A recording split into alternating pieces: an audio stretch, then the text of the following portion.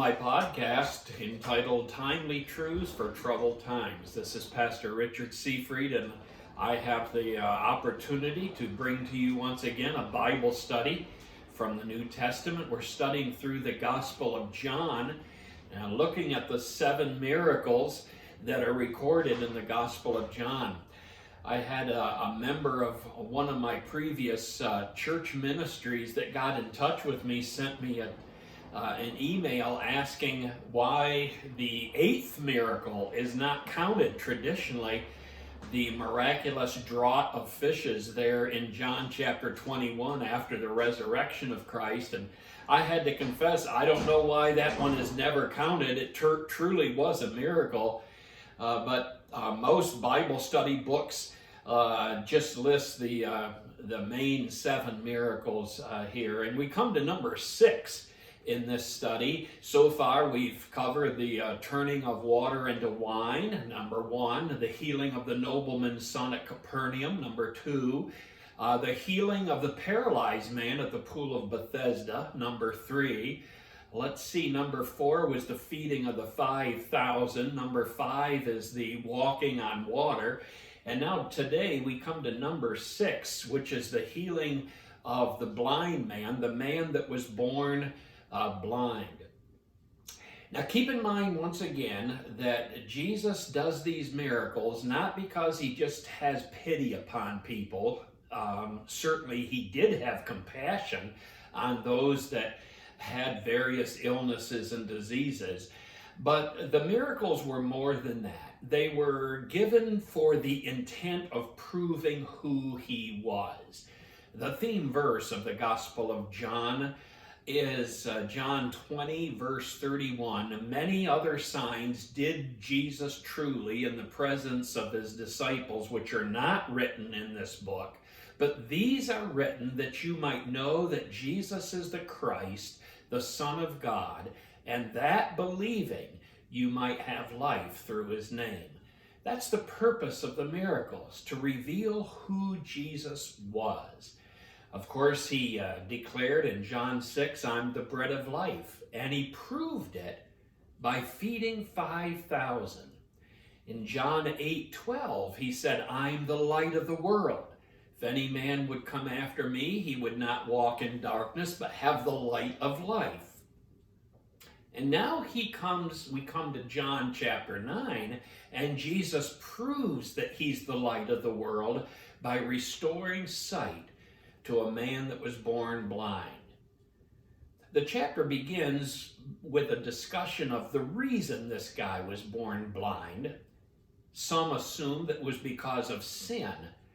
Many in Bible times were blind because it was the result of a sexually transmitted disease like gonorrhea or something of the parents that often led to blindness for a newborn infant.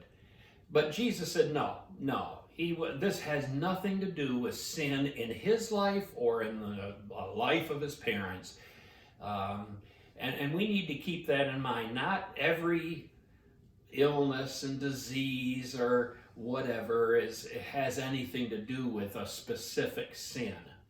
The thing that intrigues me the most about this particular miracle is the fact that in light of obvious truth, I mean clear as can be truth, in light of the facts that were right in front of these unbelieving Pharisees, they still would not accept Jesus for who he was.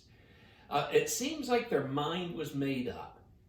Have you ever discovered in talking with people who seem to be just totally anti-Christian that you can give them all the facts, all the reasons, all the proof in all the world, and they still will not believe? Their minds are made up. That's how it was with these Pharisees. There's 4 different times that they kept asking the same question. I'm looking at John chapter 9, they said to him, "How were your eyes open?" He said, "A man called Jesus made clay, anointed my eyes, and said, 'Go to the pool of Siloam and wash.' So I went and washed and received sight." And so there, he gives a clear testimony as to the power of Jesus. Did they accept it? No. Down in verse 15, then the Pharisees asked him again how he received a sight. He said to them, "He put clay on my eyes, and I washed, and I see." So they asked the same question again. And then it says, therefore some of the Pharisees said, "This man's not of God because he does not keep the Sabbath." Now down in verse 17, they said to the blind man again, "What do you say about him that because he opened your eyes?" And he said, "He is a prophet." And of course they didn't want to hear that. And then it says they went and asked his parents. Can you believe this? "Is this your son who you say was born blind? How does he now see?" This is the third time they're trying to figure out how this guy who was born blind, all of a sudden now he is able to see. And his parents answered them, said, "We know this is our son, and that he was born blind.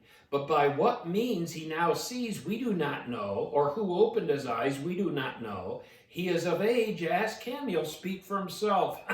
I love that response. They really gave a clever response, didn't they, to these Pharisees. And then, now listen to this. This is almost unbelievable. So they again called the man that was blind and said to him, "Give God the glory. We know that this man is a sinner." And he answered and said, "Whether he's a sinner, I do not know. One thing I know, once I was blind, now I see."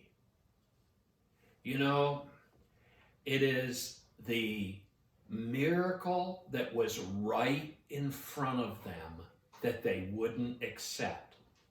Amazingly, this man who was the blind man, he understood that it was a miracle. He understood what a great miracle was.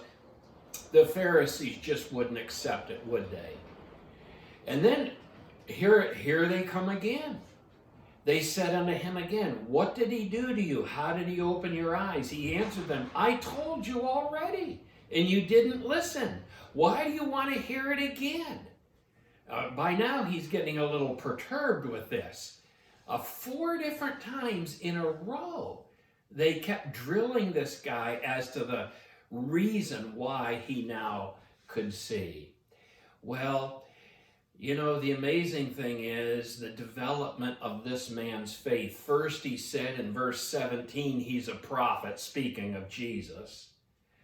Then he doesn't agree with their assessment that this man was a sinner. He said he's a miracle worker.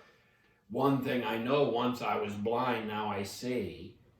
Then he goes on to say, down in verse 32, if this man were not from God, he could do nothing. So he realizes that Jesus is someone very special, that he's more than just a prophet. He's more than a miracle worker. He is from God. And then Jesus finds him after a while and said, "Do you believe in the Son of God?" And he said, "Who is he, Lord, that I may believe?" And he said to him, "You have both seen him with your eyes, and it is he that is talking with you." And he said, "Lord, I believe." The development of his faith, what a wonderful thing it was.